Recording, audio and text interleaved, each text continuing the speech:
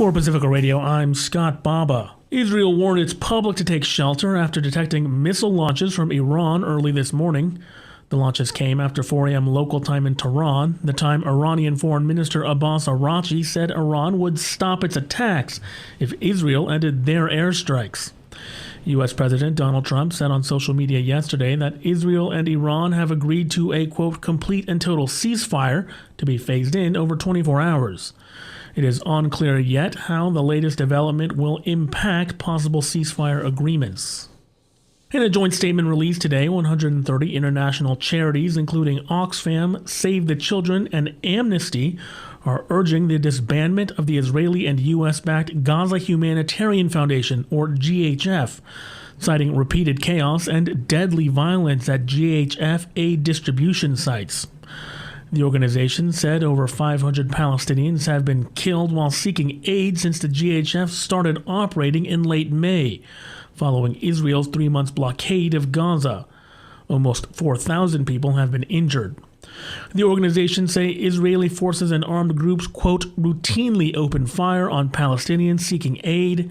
In the last day, at least 7 Palestinians were killed while seeking aid in southern and central Gaza. Israel denies its soldiers deliberately shoot at aid recipients and has defended the GHF system, saying it provides direct assistance to people who need it, bypassing Hamas interference. Israeli Prime Minister Benjamin Netanyahu plans to meet U.S. officials next week. Hurricane Flossie has strengthened off Mexico's southwestern Pacific coast with winds reaching 85 miles per hour, according to the U.S. National Hurricane Center. The storm became a Category 1 hurricane last night. It is currently south of Manzanillo, moving west-northwest. Mexico has issued a tropical storm warning for parts of the southwestern coast with watches in other areas. Heavy rainfall of up to 6 inches is expected in several states, potentially causing flooding and mudslides. Flossie is predicted to strengthen further before weakening over cooler waters. British Prime Minister Keir Starmer marks a year in office this week, facing challenges from within his party and the public. Lawmakers are due to vote today on welfare reforms that sparked a rebellion among lawmakers in Starmer's Labour Party. Starmer softened proposed cuts to disability benefits after the backlash, but dissent remains. John Beaver reports. Significant changes have already been made to the planned reforms to try and see off a wide-scale rebellion.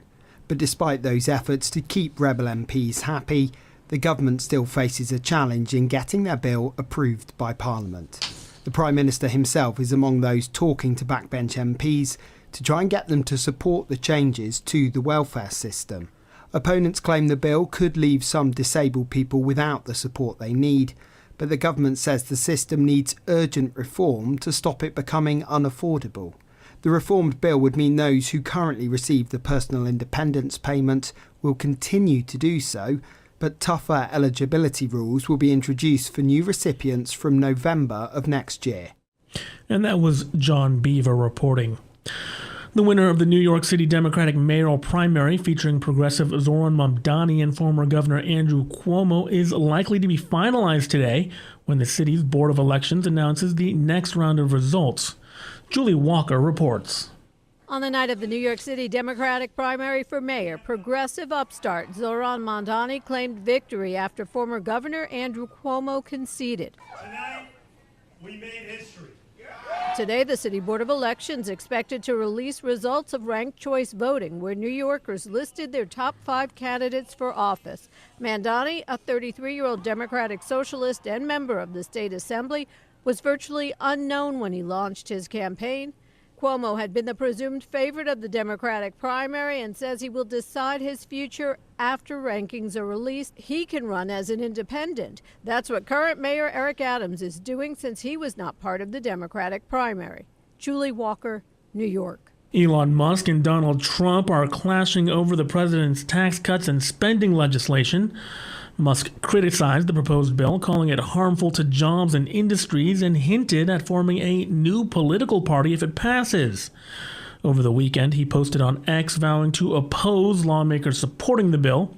Trump responded by targeting Musk's reliance on subsidies for Tesla and SpaceX, suggesting cuts to programs benefiting Musk's ventures. Tesla stock has dropped, with analysts citing investor concerns over the feud.